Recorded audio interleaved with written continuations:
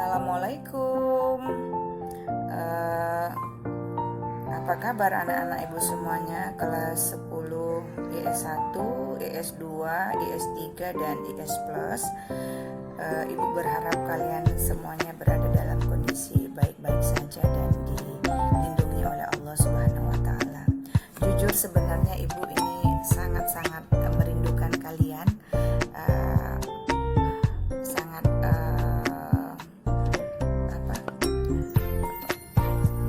Pokoknya ibu rindulah dengan kalian ya, melihat wajah-wajah kalian di 10 IS Plus. Ada Intan, ada Dafa, Sabrina, I miss you, dan yang lainnya juga ada Raujan. Demikian juga di 10 IS1, IS2, IS3. Sebenarnya ibu sedih ini, tetapi beginilah situasinya ya. Semoga kalian selalu dilindungi oleh Allah Subhanahu wa taala. Tetap kalian jaga kesehatan kalian, jangan lupa sholat. Ini sebenarnya ibu habis sholat ini ibu melakukan video ini setelah selesai melaksanakan sholat isya. Nah tadinya sebenarnya video ibu untuk kalian itu sudah jadi, tetapi karena pas ibu coba buka kembali ternyata suara ibu kekecilan, jadi ibu mengulang lagi videonya. Ini udah video keberapa ini, mudah-mudahan ini berhasil dan kalian bisa menangkap suara atau bisa mendengar suara ibu dengan jelas ya. Anak saya kali ini suara anakku di kelas di pelajaran terdahulu kita telah banyak belajar mengenai konsep-konsep sosiologi. Siapa yang masih ingat? Ada konsep nilai, norma, sosialisasi, sekolah, lembaga sosial dan lain-lainnya. Dan hari ini pun kita akan membahas mengenai konsep sosiologi lainnya.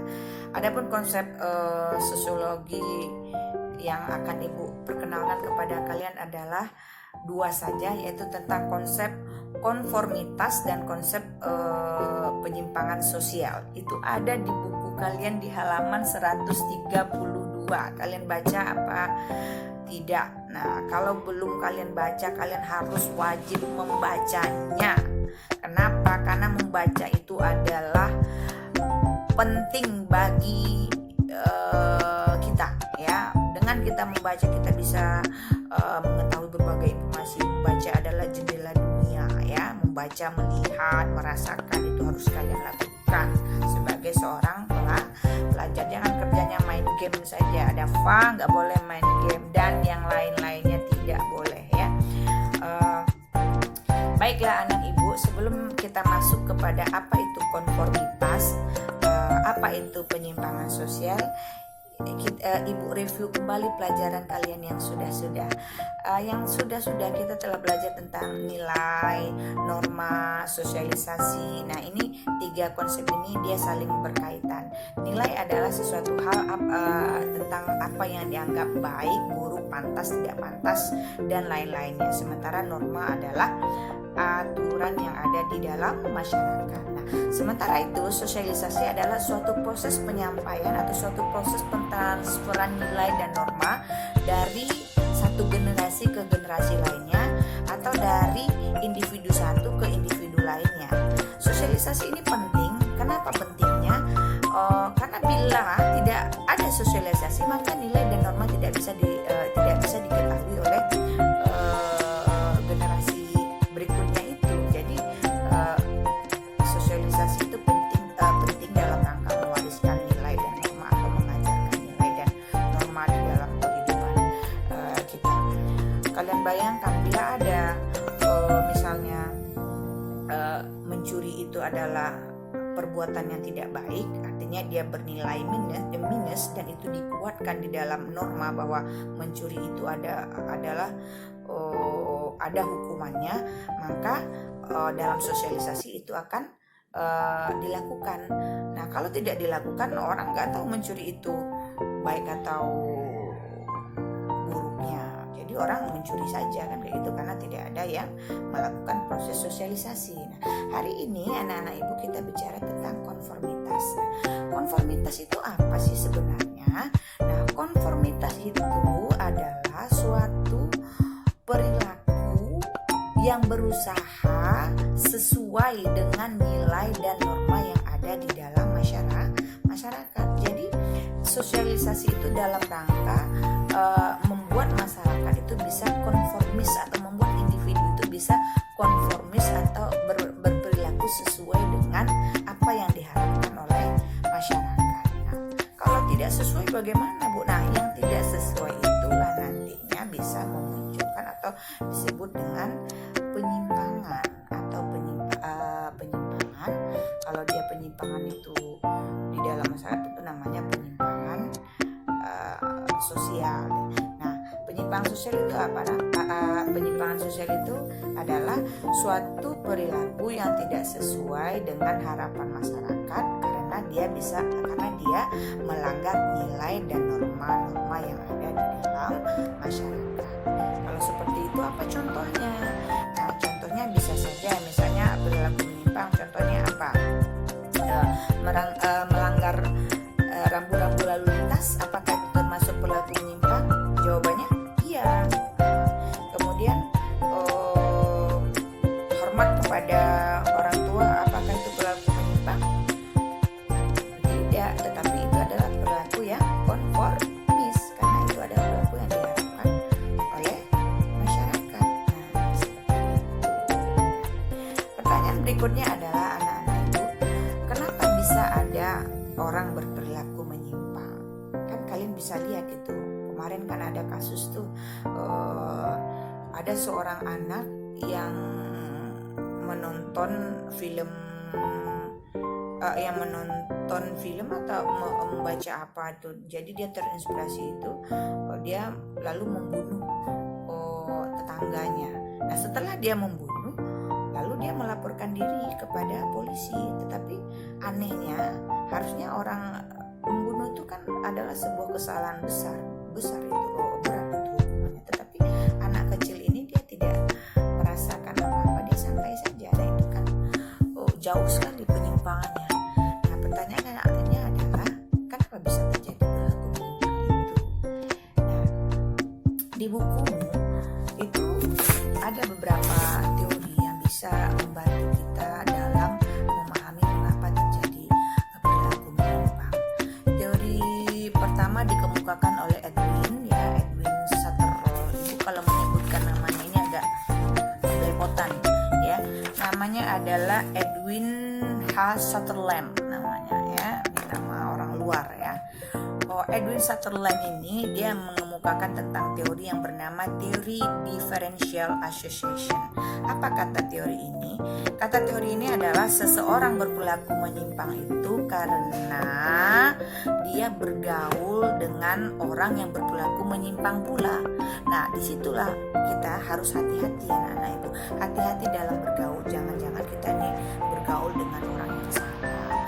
Apa contohnya bergaul dengan yang misalnya narkoba, jadi kita ikut-ikutan mengkonsumsi narkoba, itu tidak boleh. Si Edwin Sutherland, seseorang berpeluang berperilaku menyimpang apabila dia bergaul dengan orang yang berperilaku menyimpang pula ya. Kemudian juga ada tokoh lainnya yang bicara tentang perilaku menyimpang ini. Nama tokohnya Edwin M.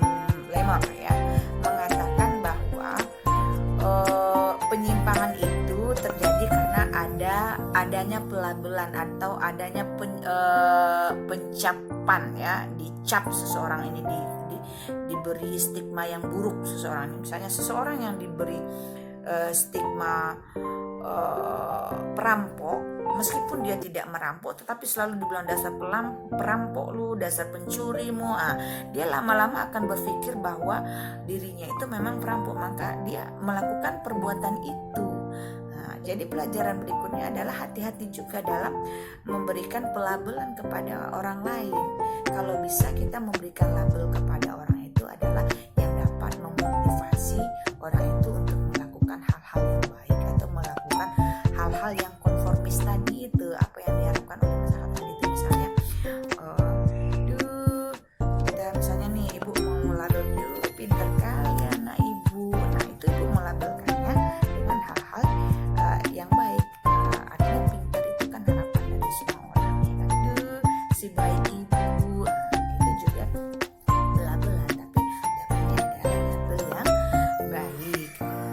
Ada 3 tokoh lagi, bukan 3, 4 ya, di dalam bukumu. Itu akan menjadi tugasmu berikutnya. Kamu harus menuntaskan apa pula yang dimaksud, mengapa pula terjadi perilaku menyimpang menurut Robert Camerton, menurut Emil Durkheim, menurut Karl Marx, dan menurut David Berry. Itu ada di bukumu semua, anakku. Silakan kalian baca dan silakan kalian rangkum video apa yang ibu sampaikan dalam video ini dan dilengkapi dengan apa yang ada di buku. Nah, kemudian anak-anak ibu semuanya, perilaku menyimpang ini selain ada teori yang dapat membantu kita untuk menjelaskan mengapa terjadi perilaku menyimpang, juga erat kaitannya dengan sosialisasi.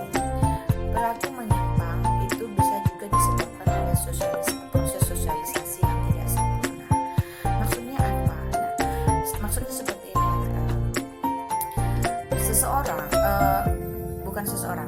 pada pelajaran terdahulu, pada materi agen-agen sosialisasi, kan agen-agen sosialisasi itu ada diantaranya keluarga, teman bermain, sekolah, masyarakat. Nah, ini dalam menyampaikan nilai dan norma itu harus satu kata.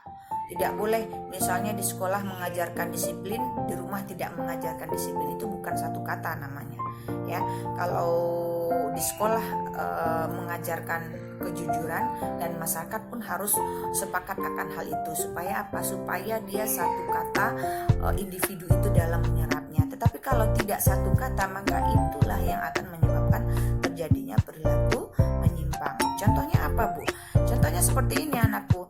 Contohnya misalnya ibu nih punya anak namanya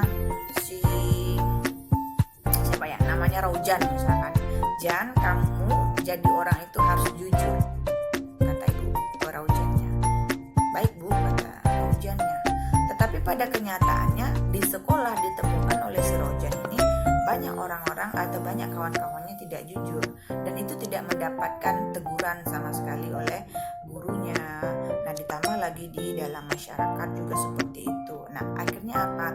Orang akan banyak berperilaku tidak jujur juga. Si Raujannya jadi bingung. Kata mamaku di rumah jujur, tapi di sekolah nggak jujur, di masyarakat apalagi. Ya udahlah, aku nggak jujur aja kok. Untuk antara orang jujur dengan nggak jujur sama aja, atau malah lebih enakan orang nggak jujur tuh, kayaknya mendingan gue nggak jujur aja. Bisa seperti itu. Itu sosialisasi yang tak sempurna juga menyebabkan seseorang berperilaku menyimpang. Ibu rasa itu saja penjelasan ibu